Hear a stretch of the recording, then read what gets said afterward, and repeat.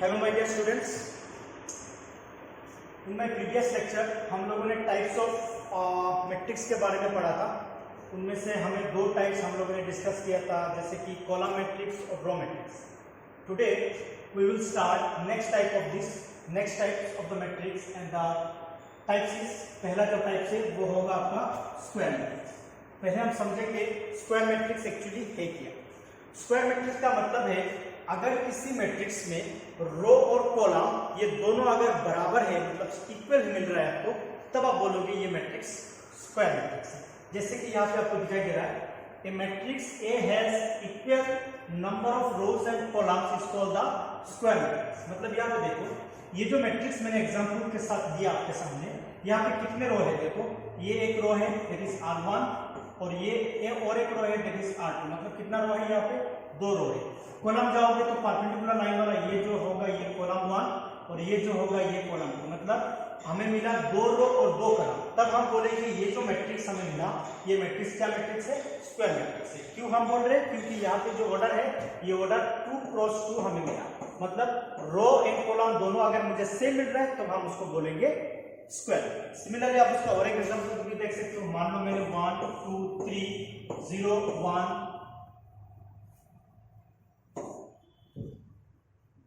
0 1 2 1 5 3, ये एक मैट्रिक्स मैंने लिखा है।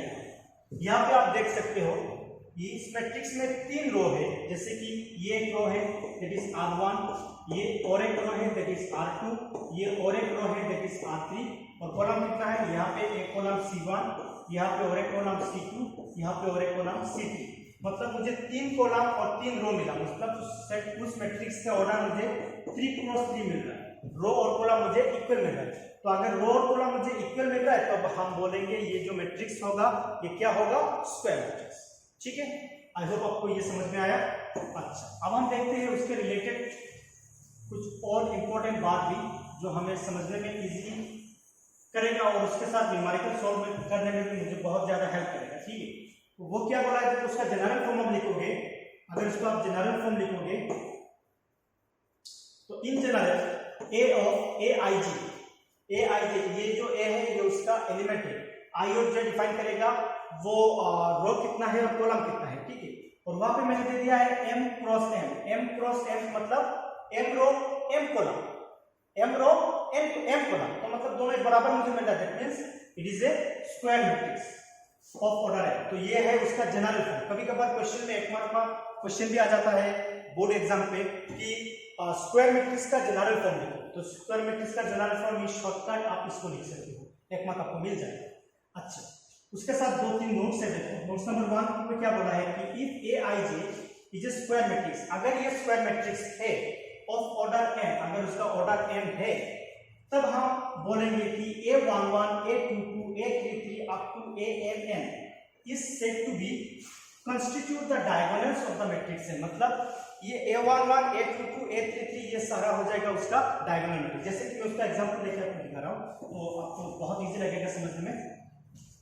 मान लो मैं इसका जनरल फॉर्म लिख रहा हूँ, तो जनरल फॉर्म कैसे होगा, A11 A12 A13, अगर ऑर्डर n है तो dot dot dot dot A1n तक जाएगा। सिमिलरली हम लिखेंगे A21 A22, ये तो मैंने प्रीवियस क्लास में आप लोगों को दिखाया, dot dot dot dot A2n। Similarly आप नेक्स्ट जाओगे तो A31 A32 A33 dot dot dot dot आपको 3n मिलेगा। इस तरह से अगर आप जाओगे तो फाइनली आपको क्या मिलने वाला है, AN1 AN2 AN3 और लास्ट आपको मिलेगा ANN। तो ये होगा आपका जनरल फॉर्म अगर आपके पास ऑर्डर क्या है, n क्रॉस n है। अगर ऑर्डर n क्रॉस n है तो ये होगा आपका जनरल फॉर्म। इसमें से ये जो सेम रो कॉलम आने वाला पोजीशन जो है, जो यहाँ पे A11 का जो एलिमेंट है उस एलिमेंट का पोजीशन हम क्या बोलेंगे, फर्स्ट रो फर्स्ट कॉलम। उसके बाद A22 वाला जो है उसको हम बोलेंगे second row second column. A33 वाले को हम बोलेंगे थर्ड रो थर्ड कॉलम। इसी तरह A44 मिलेगा, A55 मिलेगा, A66 मिलेगा, अप टू AN तक आपको मिलेगा। तो ये सारे को हम बोलेंगे diagonal elements of this matrix. ये स्क्वायर मैट्रिक्स का डायगोनल है, इसको हम बोलेंगे डायगोनल। जिस तरह से हमें डायगोनल अगर हमने एक स्क्वायर बनाया तो ये उसका डायगोनल होता है ना, ये ऑपोजिट कॉर्नर के साथ जो लाइन हम खींचते हैं उसी को हम क्या बोलते हैं, डायगोनल बोलते हैं, ठीक है ना। तो यहाँ पे ये हो जाएगा आपका डायगोनल। क्लियर है बात। तो यहाँ पे जो जिस एलिमेंट का रो पोजीशन आपको इक्वल मिल रहा है, first row first column, second row second column, third row third column, fourth row fourth column, up to nth row nth column, तो उसी एलिमेंट को हम बोलेंगे क्या, diagonal of the matrix. I hope आपको डायगोनल समझ में आया, क्योंकि ये बात नेक्स्ट टाइप में आप लोगों को समझने में इजी लगेगा, वहां पे उसका यूजेस थे। तो मैं अभी इसको रख कर रहा हूं।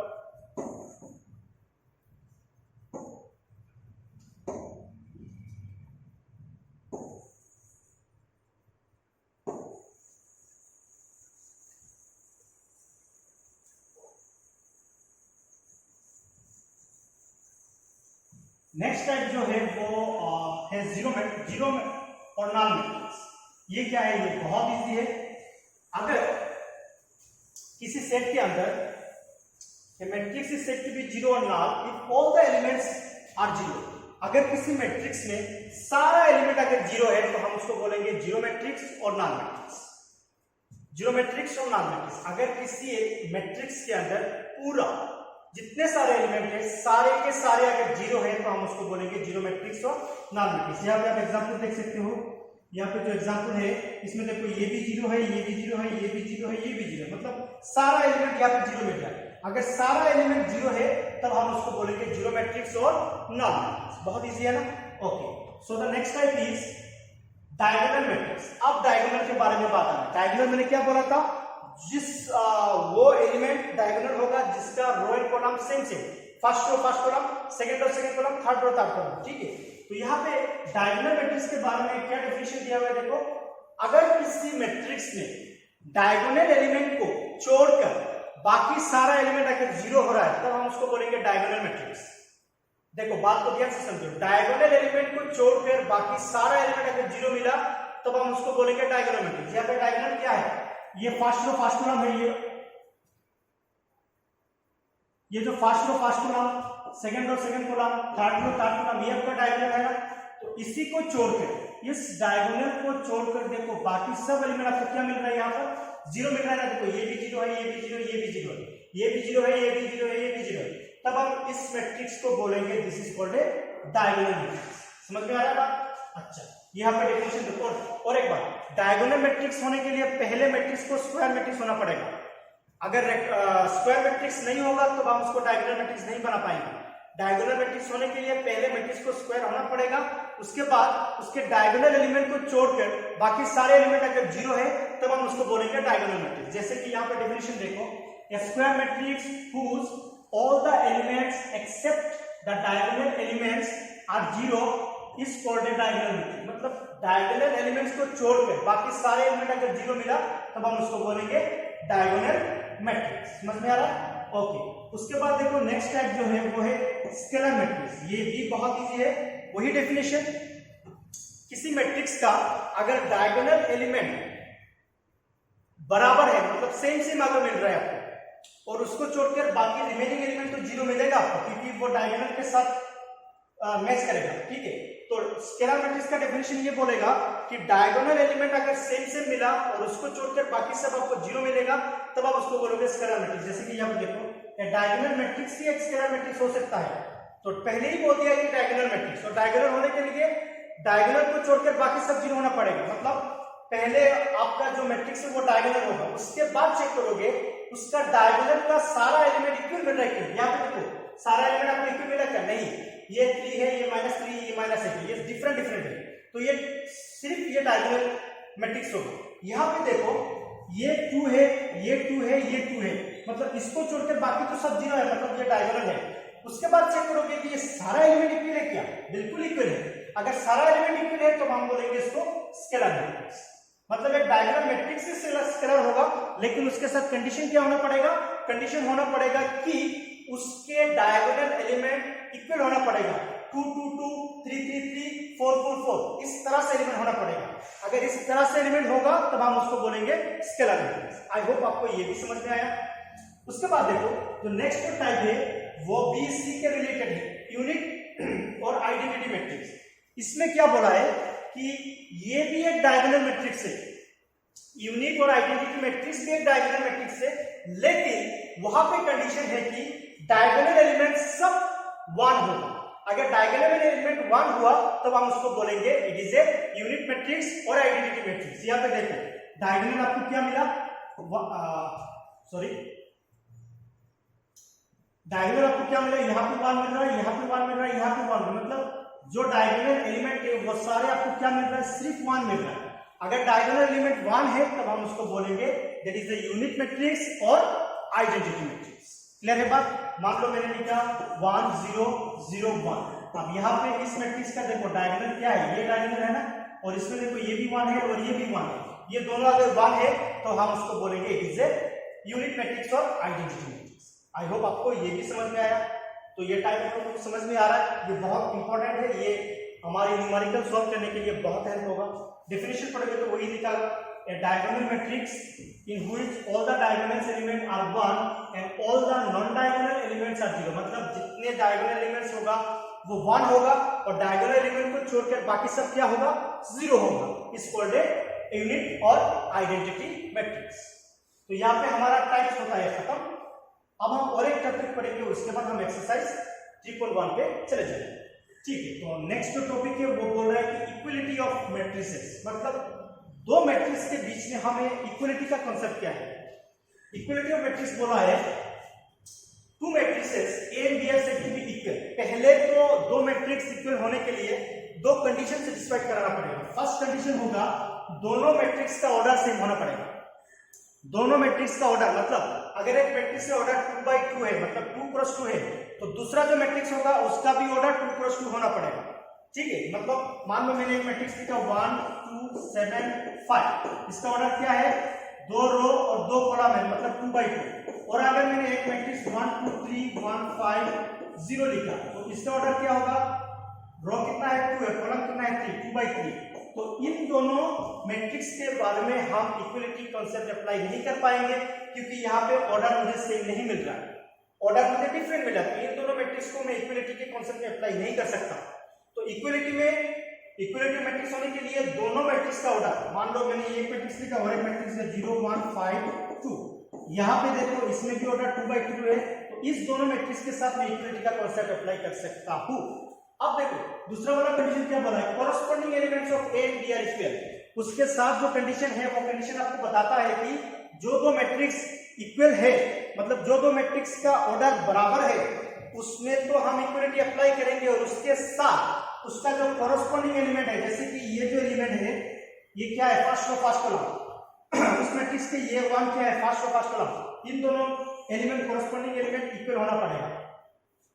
ये इसके साथ इक्वल होना पड़ेगा, ये इसके साथ इक्वल होना पड़ेगा, ये इसके साथ इक्वल होना पड़ेगा। अगर इक्वल हुआ तब आप बोलेंगे दो matrix are equal, otherwise not. जैसे कि मैं एक एग्जांपल यहां पे दे रहा हूं, इसको मैं रफ कर देता हूं।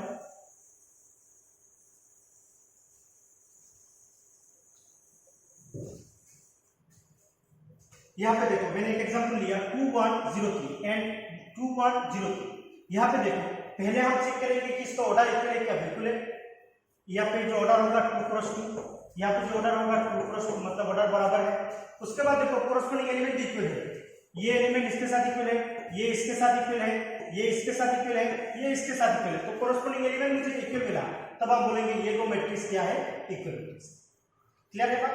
अच्छा आप देखो दूसरा वाला एग्जांपल पे मैंने बोला, दूसरा वाला एग्जांपल देखो ये 3 2 0 1 है, इसका ऑर्डर क्या है, बराबर है 2/2, इसका ऑर्डर भी 2/2 है। लेकिन यहाँ पर देखो कॉरस्पॉन्डिंग एलिमेंट आपको इक्वल नहीं मिल रहा है, ये 3 है ये 2 है, ये दोनों इक्वल है क्या, बिल्कुल नहीं। ये 2 ये 3 है, ये दोनों इक्वल है क्या, बिल्कुल नहीं। 0 0 इक्वल है, 1 1 इक्वल है, लेकिन ये दोनों तो ऊपर वाला दोनों इक्वल नहीं मिल रहा है, तब आप बोलोगे ये दो जो मैट्रिक्स है are not equal matrix. Clear है बात? ओके, तो इक्वल मैट्रिक्स होने के लिए मुझे क्या कॉन्सेप्ट अप्लाई करना है, पहले हमें चेक करना है कि दोनों मैट्रिक्स का ऑर्डर बराबर है कि नहीं है। उसके बाद उन दोनों का कॉरस्पॉन्डिंग एलिमेंट क्या होना चाहिए, इक्वल होना चाहिए, तब हम बोलेंगे कि दो मैट्रिक्स इक्वल होगा। क्लियर है बात? ओके माय डियर स्टूडेंट, अब हम इस चैप्टर का जो पहला एक्सरसाइज है उसमें हम जा रहे हैं।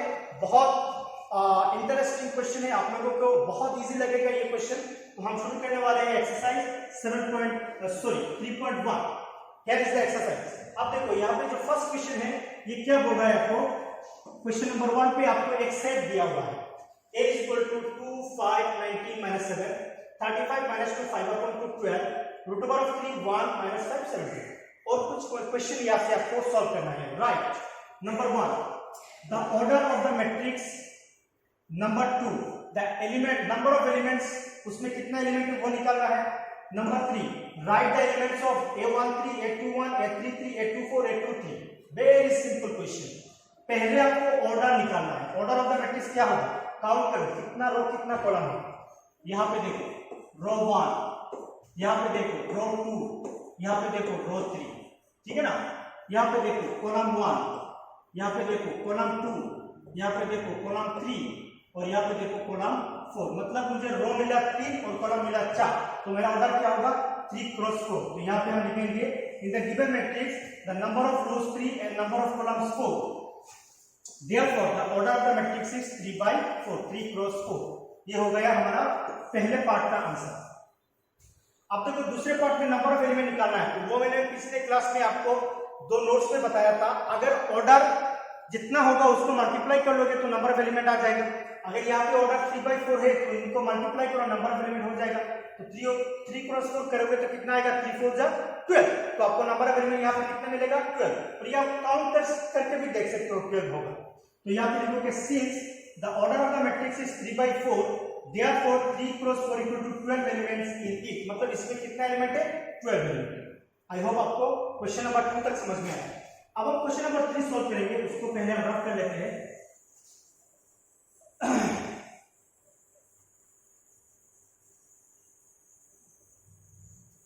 क्वेश्चन नंबर 3 पे क्या बोला है, देखो A13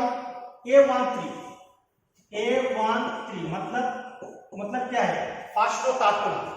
ये देखो फर्स्ट रो थर्ड कॉलम 1 2 3, कितना आंसर मिला मुझे 90। तो 1 3 का आंसर आपको क्या मिलेगा 90। उसके बाद देखो A21 का मतलब क्या है, second row first column, second row first row second row first column, that is 35। क्या मिलेगा आपको 35, तो आपका आंसर होगा 35। इसके बाद देखो A33, इसका मतलब क्या है, थर्ड रो थर्ड कॉलम। तो देखो first row second row third column 1 1 2 3, कितना मिला मुझे -5। तो आपका आंसर होगा -5, ठीक है। उसी तरह A24 का मतलब है सेकंड रो फोर्थ कॉलम। पहले रो पे जाओ, फर्स्ट रो सेकंड रो, उसके बाद फोर्थ कॉलम 1 2 3 4, कितना मिला आपको 12। तो आपका आंसर होगा यहाँ पर 12। उसके बाद देखो A23, तो इसमें क्या बोला है, first row third column, sorry second row third column, first row second row third column 1 2 3 5/2। तो आपका आंसर होगा यहाँ पर 5/2। तो बहुत इजी क्वेश्चन है ना। ओके, तो इसी तरह आप लोगों को सॉल्व करना है। तो आई होप आपको ये क्वेश्चन भी समझ में आया, ठीक है। अब हम जाएंगे क्वेश्चन नंबर 2 पर। क्वेश्चन नंबर 2 को सॉल्व करने से पहले मैं आपको बता देता हूँ, मैंने नोट्स पे आपको बताया है कि मैंने प्रीवियस लेक्चर के नोट्स पे आपको बोला है कि अगर अकॉर्डिंग टू क्वेश्चन आपको बोलता है कि एक मैट्रिक्स के अंदर इतना एलिमेंट है, तो उस एलिमेंट को देखकर आपको बताना है कि उसका कितना ऑर्डर आप बना सकते हो, मतलब कितने ऑर्डर से आप मैट्रिक्स बना सकते हो। तो बहुत इजी क्वेश्चन है ये, क्वेश्चन नंबर जो 3 है ये बहुत इजी क्वेश्चन है। यहाँ पे बोल रहा है कि if a matrix has 24 element, मतलब बोल दिया है एक मैट्रिक्स के अंदर 24 एलिमेंट है, what are the possible order it can have. अगर इसके अंदर एक मैट्रिक्स के अंदर 24 एलिमेंट है तो आप इसका कितना ऑर्डर बना सकते हो, ठीक है। उसके साथ और एक क्वेश्चन भी बोला है, व्हाट इट हैज 13 एलिमेंट, अगर उसके पास 13 एलिमेंट है तो आप कितना ऑर्डर बना सकते हो। तो पहले आप 24 का सॉल्व करेंगे, उसके बाद 13 का करेंगे, बहुत इजी है। तो देखो पहले जो 24 होगा ना, उसको आपको पहले क्या करना है, उसका फैक्टराइजेशन निकालना है। तो क्या होगा 124 आर 24, उसके बाद आप लिख सकते हो 12 2 12 आर 24, 3 8 आर 24, 4 6 आर 24, उसके बाद उसको रिवर्स करोगे तो वही आएगा। तो आपका ऑर्डर क्या क्या आएगा, हेंस द रिक्वायर्ड ऑर्डर आपको आएगा, आप लिखोगे 124, 2 क्रॉस 12, 3 क्रॉस 8, 4 क्रॉस 6, उसके बाद उसको रिवर्स कर दो, इसी तरह से जाओ 6 cross 4, 8 cross 3, 12 cross 1 and 24 cross 1, कितना ऑर्डर का मैट्रिक्स आप बना सकते हो? कितना? काउंट करो, 1 2 3 4 5 6 7 8 ऑर्डर का मैट्रिक्स आप बना सकते हो। इजी है ना क्वेश्चन? इसी तरह से 13 को निकालना है। 13 पे क्या बोला है देखो, इसको मैं रब कर देता हूँ। इसका आंसर यहाँ पे लिखा हुआ है, आप यहाँ से लिख लेना। मैं उसको एक्सप्लेनेशन यहाँ पे कर दिया है, आप लोग यहाँ से लिख सकते हो डायरेक्ट आंसर। अच्छा 13 को अगर आप फैक्टराइज करोगे तो क्या मिलेगा देखो, तो कैसे मिलेगा देखो, 13 को पहले आप फैक्टराइज कर लो, 1 13 जा 13, और इसको आप इस तरह से भी लिख सकते हो 13 1 और 13, तो उसका ऑर्डर पेयर आपको कैसे मिलेगा? ऑर्डर मिलेगा आपको hence the required order are, आप लिखोगे 1 क्रॉस 13 एंड 13 क्रॉस 1, क्योंकि और कोई नंबर से मल्टीप्लाई करके आपको 13 नहीं मिल रहा है, तो आपका आंसर ये होगा 1 क्रॉस 13 और 13 cross 1, that is your order of 13 elements. अगर किसी सेट के अंदर 13 एलिमेंट्स है तो आपका ऑर्डर यही होगा। ओके, अब देखो क्वेश्चन नंबर 3, यहाँ पे क्या बोला है देखो, क्वेश्चन नंबर 3 पे देखो एक ही सेम टाइप का क्वेश्चन है। If a matrix has 18 element, what are the possible order it can have और व्हाट इट हैज 5 एलिमेंट। अगर किसी मैट्रिक्स के अंदर 18 एलिमेंट है तो उसका पॉसिबल ऑर्डर क्या होगा, और अगर उसके पास किसी मैट्रिक्स के अंदर 5 एलिमेंट है तो उसका ऑर्डर क्या होगा। तो पहले 18 को आप फैक्टराइज करोगे, ये तो मालूम है आपको कैसे करना है। 18 इज इक्वल टू 180 आर 18, उसको आप 29 आर 18 भी लिख सकते हो, 3336 आर 18 लिख सकते हो, और कुछ होगा क्या? 4 से नहीं होगा, 5 से नहीं होगा, 6 से रिटर्न हो जाएगा, तो आपका आंसर होगा 1 cross 18, 2 cross 9, 3 cross 6, 6 cross 3, 9 cross 2 and 18 cross 1, that is your answer. I hope आपको यहाँ तक भी समझ में आया होगा। 5 को करोगे तो क्या होगा, 5 इक्वल टू 1 क्रॉस 5, और कुछ लिख सकते हो क्या? नहीं, उसको रिवर्स करोगे तो 5 क्रॉस 1 ही होगा, तो उसका ऑर्डर क्या होगा 1 क्रॉस 5 एंड 5 क्रॉस 1। तो आई होप आपको क्वेश्चन नंबर 3 समझ में आया, ठीक है। तो my dear student, today we will stop here, thank you so much.